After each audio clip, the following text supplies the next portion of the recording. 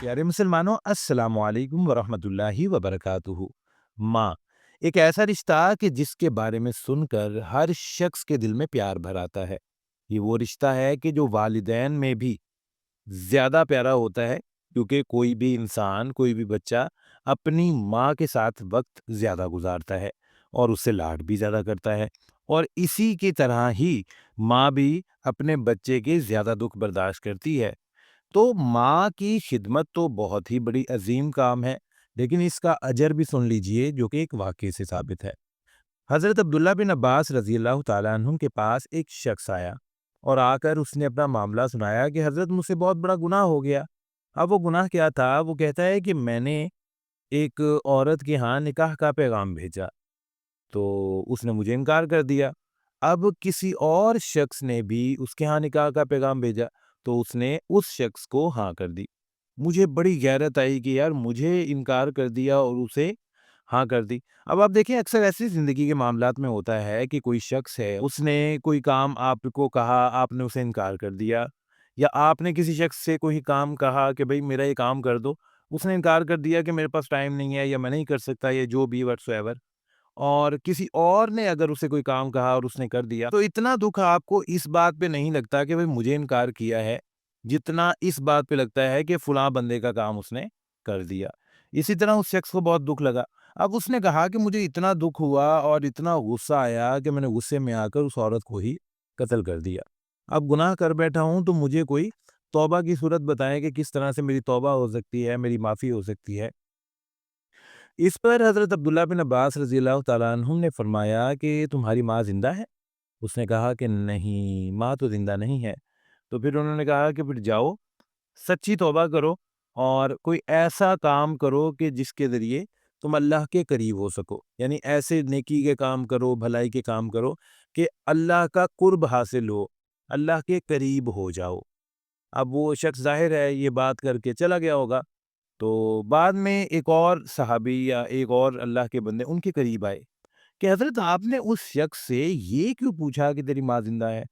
तो उन्होंने जवाब क्या दिया? बहुत ही प्यारा जवाब दिया। उन्होंने ये जवाब दिया कि मुझे वालिदा की खिदमत से ज़्यादा कोई ऐसा अमल नहीं नज़र आता जो कि अल्लाह के करीब कर दे इंसान को।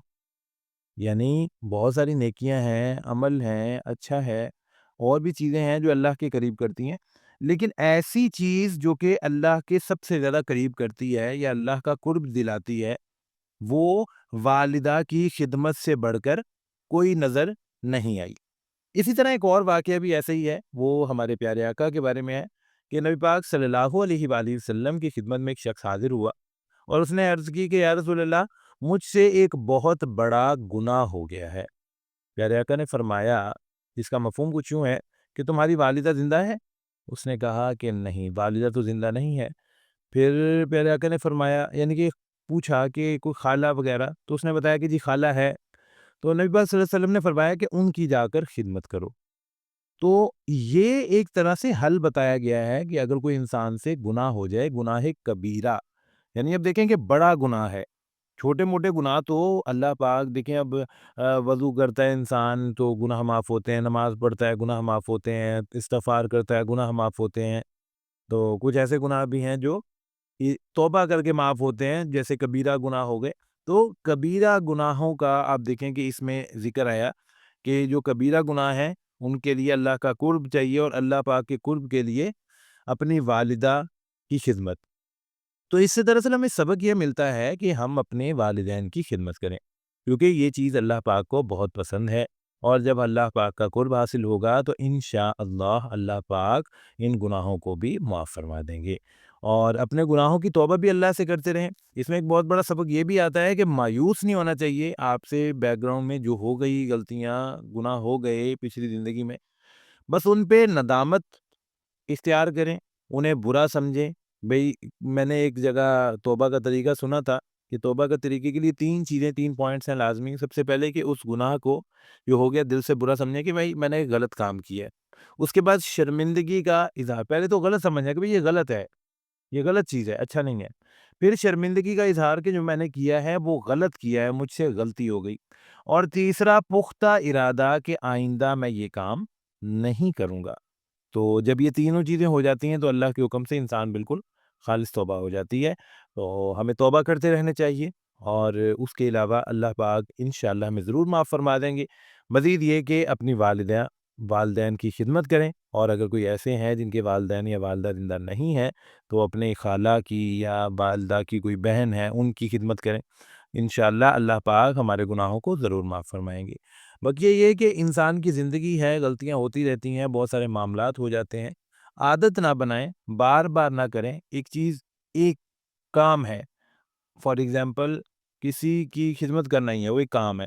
آپ نے ایک دن کیا وہ کام تھا، دوسرے دن کیا کام تھا، تیسرے دن اس طرح کرتے کرتے 10 15 20 دن، ہفتہ، مہینہ، 2 مہینے، سال، اب وہ عادت بن گیا۔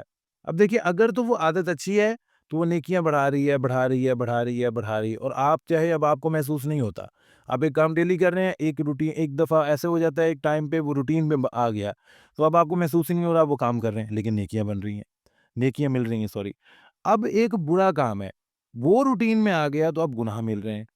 اب آپ نہیں بھی سمجھ رہے، آپ اسے کچھ نہیں بھی یعنی کہ وہ کنسیڈر کر رہے، لیکن پھر بھی گناہ تو آ رہے ہیں نا۔ تو اللہ پاک سے ہمیں پناہ مانگنی چاہیے کہ یا اللہ پاک ہمیں بری عادتوں سے بچا لیجئے اور اچھی عادتوں کی عادت ڈال دیجئے، اچھی کاموں کی عادت ڈال دیجئے، اچھی چیزوں کا ہم عادی ہو جائیں کہ ہم اچھے کام کریں۔